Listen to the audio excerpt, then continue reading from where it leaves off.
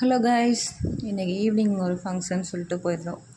So இப்போ நம்ம சொந்தக்காரங்க ஃபங்க்ஷன் வச்சுக்கோங்களேன். அங்கே வர்றது மாமா, அத்தை, சித்தி, பெரியம்மா, பெரியப்பா, தாத்தா, பாட்டின்னு சொந்தக்காரங்களாக சுற்றி இருப்பாங்க. நம்ம எல்லாரையும் வாங்க வாங்கன்னு அவங்கள பார்த்து வாங்கன்னு கேட்கல, இவங்களுக்கு கேட்கல அப்படிங்கிற மாதிரி ஆயிரும்.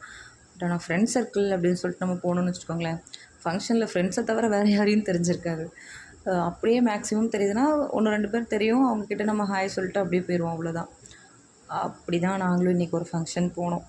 போயிட்டு ஸ்டேஜில் போய் நின்று ஃபோட்டோ எடுத்தாச்சு, சாப்பிட்டாச்சு. சாப்பாடெல்லாம் நல்லா இருந்தது, நல்லா சாப்பிட்டோம். சாப்பிட்டுட்டு தான் உட்காந்து யோசித்தேன், சரி யாருன்னு கூட தெரியாது. ஃபங்க்ஷன் அட்டன் பண்ணோம், சாப்பிட்டோம், கிளம்புறோம். இதே மாதிரி அங்கே எத்தனை பேர் இருந்திருப்பாங்கன்னும் தெரியாது. இதெல்லாம் பார்க்கும்போது எனக்கு என்ன தோணுச்சு, சோறு தானடா முக்கியம் அப்படிங்கிற மாதிரி இருந்துச்சு. உங்கள் லைஃப்லேயும் கண்டிப்பாக அந்த மாதிரி இருந்திருக்கும். யாருன்னு தெரியாத ஃபங்க்ஷனுக்கே போய் அட்டன் பண்ணியிருப்பீங்க. சுற்றி யார்கிட்டேயும் பேசியிருக்க மாட்டீங்க. நீங்கள் பாட்டு போனீங்களா, போன வேலை முடிச்சுதா, கிளம்பி வந்தீங்களா, அந்த மாதிரி இருந்திருக்கோம். அப்படி தான் இன்றைக்கி நாங்களும் வந்தோம். வேறு என்ன பண்ண முடியும், சரி கூப்பிட்டாங்களேன்னு சொல்லிட்டு போயாச்சு. நல்லா தான் இருந்தது, ஜாலியாக தான் இருந்தது. பசங்களை கூப்பிட்டுட்டு ஈவினிங் அப்படி வெளில போகும்போது ஃபங்க்ஷன் அட்டன் பண்ணி சாப்பிட்டு வந்துட்டோம்.